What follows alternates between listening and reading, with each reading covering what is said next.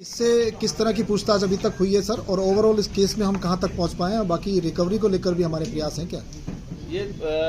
Reliance showroom के जो डकैती पड़ी थी इसमें ये 10वीं गिरफ्तारी है और ये इसलिए महत्वपूर्ण हो जाती है कि ये तीसरा मेन अभियुक्त था जो घटनास्थल पर मेन घटना कारित करने में शामिल था। अन्य 7 लोग जो भी गिरफ्तार हुए थे कहीं ना कहीं किसी न किसी रूप से मदद करने में,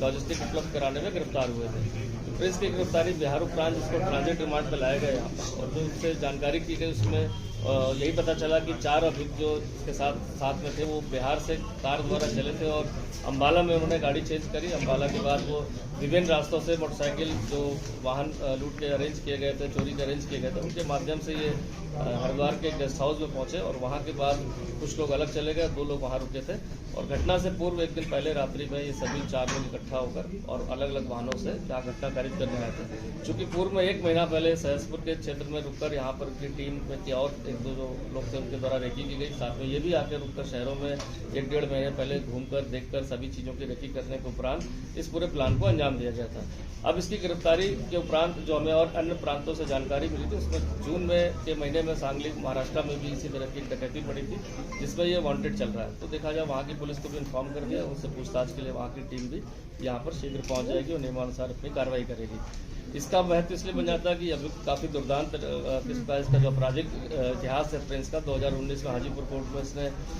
एक व्यक्ति के ऊपर गोली चलाई थी, साथ ही साथ एक पुलिस कांस्टेबल इसमें घायल हुआ था। 2020 में वहाँ पर लव मुखिया नाम के व्यक्ति है जिनकी हत्या इसने खुलेआम वहाँ पर सरेआम कर दी थी। तो देखा जाए एक हत्या का प्रयास और हत्या का मुकदमा है ही है। साथ ही साथ महाराष्ट्र से भी वांटेड चल रहा था और हमारी डकैती में ये प्रकाश में आने के बाद इस पर 2 लाख का इनाम भी पुलिस मुख्यालय द्वारा डीजीपी महोदय द्वारा किया गया था, इसकी गिरफ्तारी हुई है। तो देखा जाए जिस तरह से अदर स्टेट्स की घटनाओं को अगर हम एनालिसिस करते हैं और अपने स्टेट की घटना को एनालिसिस करते हैं उस हिसाब से हमारी टीम ने काफ़ी अच्छे तेज़ी से इसमें काम करते हुए पूरी तह तक इसमें नाम के साथ साथ गिरफ्तारियाँ भी की हैं। अब जो अगला हमारे पास टास्क है वो कहीं ना कहीं गैंग लीडर तक पहुंचना है। गैंग लीडर से पहुंचने के बीच की जो अभी 2 अभियुक्त फरार चल रहे हैं, इसमें अविनाश और राहुल नाम के, इनकी गिरफ्तारी सुनिश्चित करनी है और साथ ही साथ इसका जो माल रिकवरी का कहाँ पर गया हुआ है, किस माध्यम से किस जगह पहुंचा है, उसके बारे में बरामदगी के प्रयास करने हैं। तो ये सभी चीज़ें टास्क का भी हमारी टीम का भी देखा जाए तो इस लगातार 1 महीने से ज़्यादा समय से अदर स्टेट्स में जा जाकर काम कर रही है और उत्तराखंड में गिरफ्तारियों के बाद अदर स्टेट्स की पुलिस का जो सभी को एक उम्मीद सी जगी कि कहीं ना कहीं पूरे गैंग का जो है सफाया भी होगा, गिरफ्तार भी होंगे और देखा जाए कि दूसरे जो स्टेट से वांटेड चल रहे थे उनकी भी गिरफ्तारियां उत्तराखंड की पुलिस के करने के बाद, उनके नाम प्रकाश में आने के बाद उनको भी एक लीगल तरीके से रास्ता मिल गया कि वो अपने केस में आगे प्रोसीड कर जाए। तो मुझे लगता है कि बहुत ही महत्वपूर्ण गिरफ्तारी थी। 2 अन्य अभियुक्तों की गिरफ्तारी के प्रयास जारी हैं जो घटना में शामिल थे, जिन पर 50-50 हज़ार का इनाम पूर्व में घोषित किया गया है और साथ ही साथ इस पूरे गैंग के मास्टरमाइंड उसको कहीं ना कहीं लीगल रूप से अब यहाँ पर वारंट भी पर लाकर उस पर आगे की महत्वपूर्ण पूछताछ और जानकारी की जाएगी। क्योंकि सबूत से कैसे ही मिले थे, कुछ ऐसे ही 2 साल ये हाजीपुर में जब इसने हत्या का प्रयास का मुकदमा हुआ और सिपाही की गोली तब से फरार था। इसके 2020 में हत्या कर दी। हत्या के बाद वो करीब 2 साल के करीब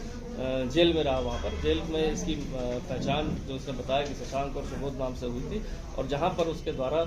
जमानत कराकर बाहर निकलने के बाद ऐसी घटनाओं के लिए उसको कहा गया था, जिसके बाद ये इसके गैंग में शामिल हो गया। सर कितना पैसा इनको दिया जाता है? अभी तक जो इसने बताया पूछताछ में कि 5 से 6 लाख रुपए में घटना करने का दिया जाता है, लेकिन घटना से पहले सिर्फ जो पैसे खर्च करने की जरूरत होती है उतने ही पैसे दिए जाते हैं। इसके बाद घटना करने के कुछ महीने बाद इनको पूरा पेमेंट किया जाता है। वो भी पेमेंट अन्य व्यक्ति को, अज्ञात व्यक्ति इनको पेमेंट अन्य माध्यमों से, चाहे वो बैंक के माध्यम से या किसी अन्य माध्यम से, वो डिलीवर करता है। तो इसको जो सांगली वाली घटना में कुछ पैसे का पेमेंट हुआ था, इसके बाद से उपरांत ये